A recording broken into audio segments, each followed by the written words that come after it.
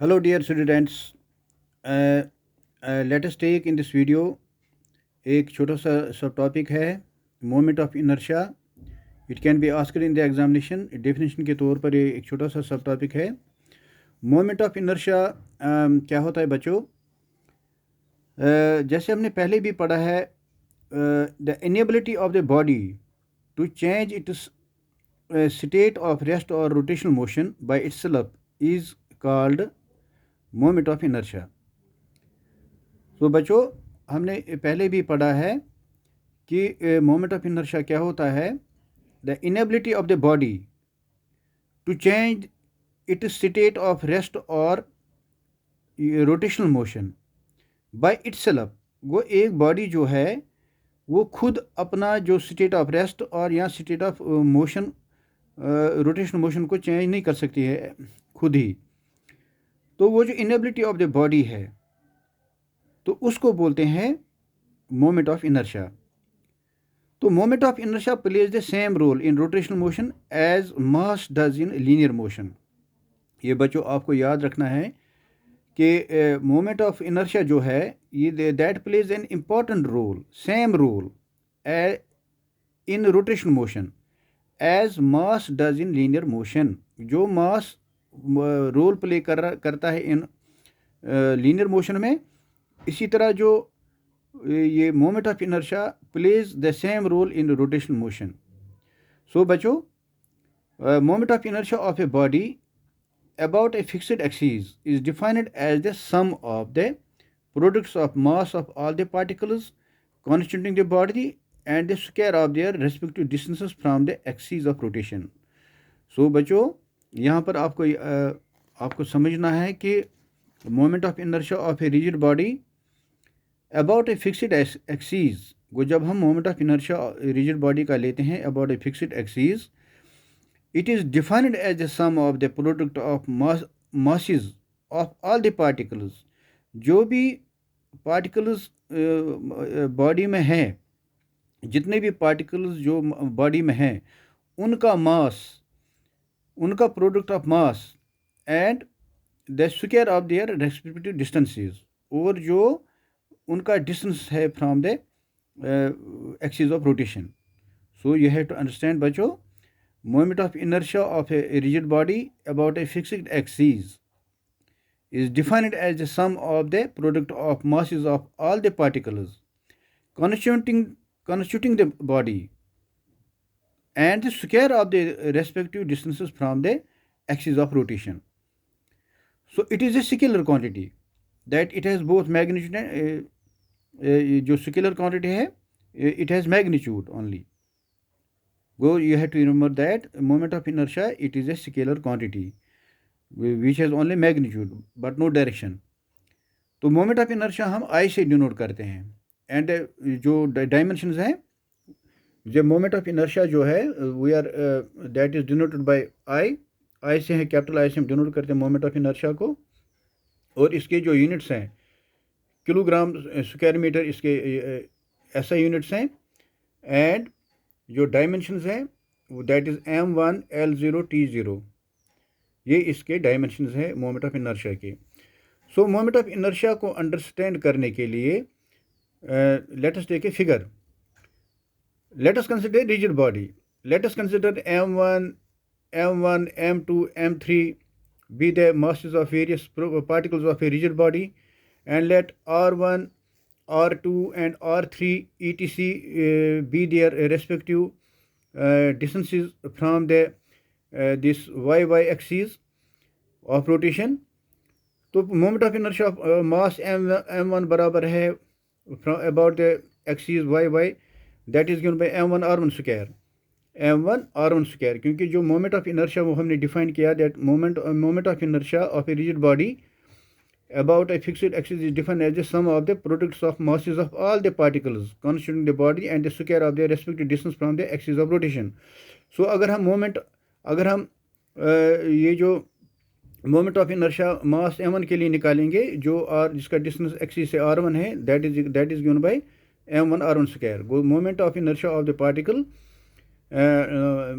Having mass M1 about the axis of rotation y, that will be given m1 r1 square, product of mass and square of the distance, m1 r1 square. मास है m1 और distance इसका जो है from the axis है, that is axis of rotation, that is r1. So moment of inertia of the particle mass having mass m1, that is given by m1 r1 square. Similarly, moment of inertia of mass m2 about the axis y dash is m2 r2 square. इसी तरह moment of inertia of the particle of mass m3 about axis y dash is m3 r3 square. Similarly, अगर हम n की बात करेंगे, moment of inertia of particle of mass mn about the axis y, that is given by mn rn square.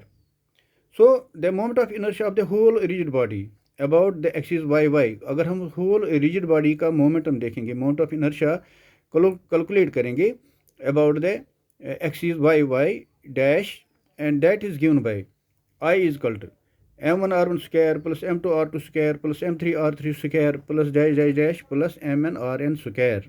और इसको हम लिख सकते हैं I is equal to summation of I goes from 1 to n mi ri square. वो ये आपको इसको यहाँ पर हम समेशन में इसको लिखेंगे, इस तरह भी लिख सकते हैं और इसको समेशन में भी लिख सकते हैं. मैथमेटिकली में जब हम समेशन में लिखते हैं, को इसका मतलब है कि ये सारा रिप्रेजेंट करता है, सारा सम रिप्रेजेंट करता है of the all the particles. So जो मोमेंट ऑफ इनर्शिया है, that is given by I is equal to summation of I goes from 1 to n m i r i का square. This represents the moment of inertia of the particles of a rigid body. इसी तरह हम यहाँ पर एक और important सब topic ले लेंगे, radius of gyration. Radius of gyration बच्चों क्या होता है? रेडियस ऑफ गायरेशन जो है ये भी इम्पॉर्टेंट है, एग्जाम में आता है. It is defined as the distance of the point from the axis of rotation at which if whole mass of the body were suppose to be concentrated, the moment of inertia would be same as with the actual distribution of mass. It is denoted by K. So बच्चों आपको understand करना है कि radius of gyration क्या होता है. It is defined as the distance of the point from the axis of rotation at which if whole mass of the body were suppose to be concentrated. गो जहाँ पर whole mass of the जो body है, rigid body का जो suppose to be concentrated है, वहाँ से एक्सिस ऑफ रोटेशन तक जो भी जो डिस्टेंस है उसको बोलते हैं रेडियस ऑफ गायरेशन. सो बच्चों जहाँ एक रिजिड बॉडी, जब आप डायग्राम के लिए भी इसको समझोगे कि जहाँ पर whole mass of the body is suppose to be concentrated of a rigid body, यहाँ हम देख सकते हैं कि सेंटर ऑफ मास जहाँ पर लाई करता है बॉडी का, वहाँ से जो एक्सिस ऑफ रोटेशन तक जो डिस्टेंस है, एक्सिस ऑफ रोटेशन तक जो डिस्टेंस है उसको बोलते हैं radius of gyration. The moment of inertia would be same, और मोमेंट ऑफ इनर्शिया सेम होगा as with the actual distribution of mass. जो एक्चुअल डिस्ट्रीब्यूशन मास के साथ जो मोमेंट होगा, वो मोमेंट ऑफ इनर्शिया होगा, वो सेम होगा. So radius of gyration it is denoted by K. Moment of gyration जो है के से डिनोट करते हैं. The moment of inertia of a body of mass m and the radius of gyration K is given by I is equal to m K square. So बच्चों ये आपको याद रखना है, ये हम इक्वेशन फर्स्ट रखेंगे. This is equation first, that moment of inertia of body having mass m and radius of gyration k, that is given by I is equal to m K square. Also जैसे जो I है वो total inertia जो है, moment of inertia that is of the particles of the rigid body, in rigid body, that is given by I is equal to m1 r1 square plus m2 r2 square plus dash dash dash m1 mn rn square. जो भी particles n particle है एक rigid body में, उनका जो total moment of inertia है that is represent by I is equal to m1 r1 square plus m2 r2 square plus dash dash dash plus mn rn square, जो हमने पढ़ा, जब हमने अभी इसी वीडियो में पढ़ा मोमेंट ऑफ इनर्शिया जब हम पढ़ते थे. अगर m1 बराबर है m2 बराबर है डैश डैश m1 बराबर है m से, देन I किसके बराबर है? I बराबर है m बाहर निकलेगा, m कॉमन निकलेगा, क्योंकि m1 m2 m3 mn सब बराबर है, वो बराबर है m के बराबर.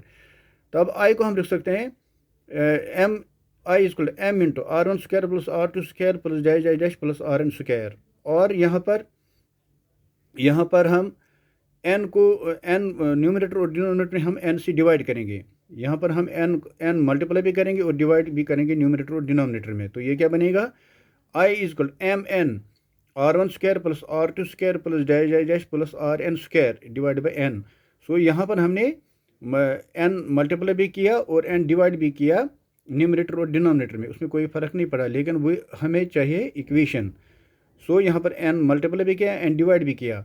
सो ये ऊपर वाली इक्वेशन हम रिप्रेजेंट कर सकते हैं M N into I is equal to M N into r1 plus r1² plus r2² plus dash plus rn² divide by N.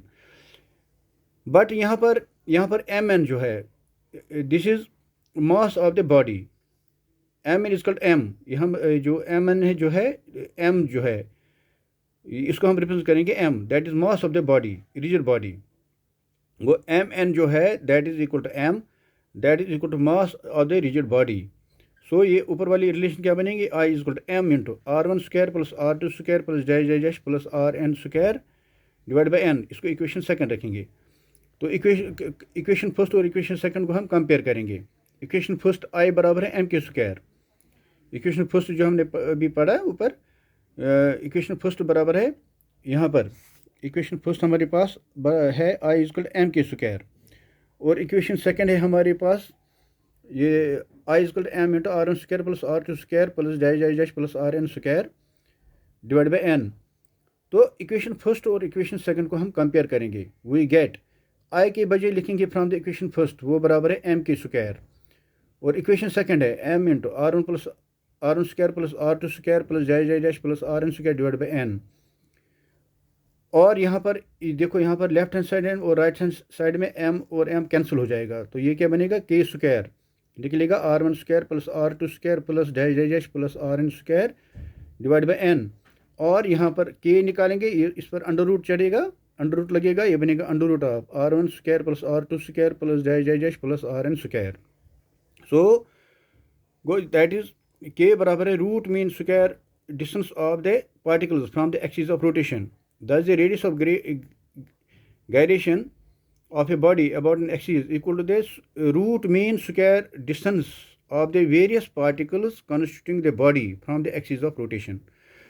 So यहाँ पर आप देखते हो बच्चों, यहाँ पर एक रिजिड बॉडी है, इसका मास m1 है, m2 है, m3 है, mn है, और radius r1 r2 r3 up to rn है। और यहाँ से यहाँ तक जो डिस्टेंस है, जहाँ पर centre of the mass of the rigid body act करता है, यहाँ से यहाँ तक जो डिस्टेंस है that radius is known as, that distance known as radius of gyration, जहाँ पर whole mass of the body is suppose to act. ये पॉइंट पी जो है यहाँ पर ये रिप्रेजेंट करता है, यहाँ से यहाँ तक जो डिस्टेंस है, यहाँ पर ये जो पी जो है यहाँ पर centre of the mass of the rigid body act करता है, और यहाँ से इस एक्सिस ऑफ रोटेशन तक जो भी डिस्टेंस है उस दैट इज रिप्रेजेंट बाय के, and that distance is known as radius of gyration। इसको बोलते हैं radius of gyration।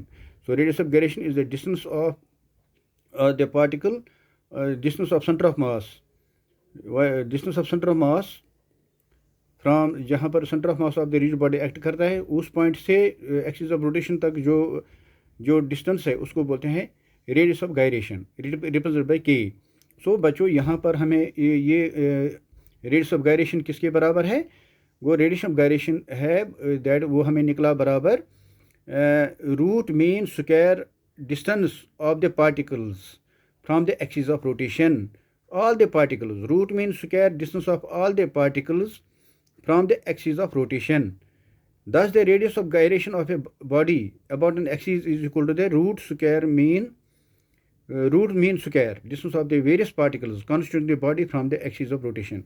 So यहाँ पर हमें पता चलता है बच्चों, यहाँ पर हम समझ गए हैं कि जो रेडियस ऑफ गायरेशन है वो किसके बराबर होता है, the radius of gyration of a body about an axis is equal to the root mean square distance of the various particles constituting the body from the axis of the rotation.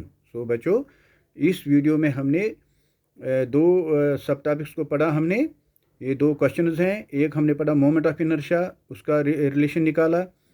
उसके बाद हमने पढ़ा पहले हमने moment of inertia पढ़ा इस video में, उसके लिए हमने एक्सप्रेशन निकाला एक बॉडी को कंसिडर करके, रिजिड बॉडी को कंसिडर करके, वो हमें ये निकला I is summation of I goes from I 1 to n MI/RI का स्क्वायर।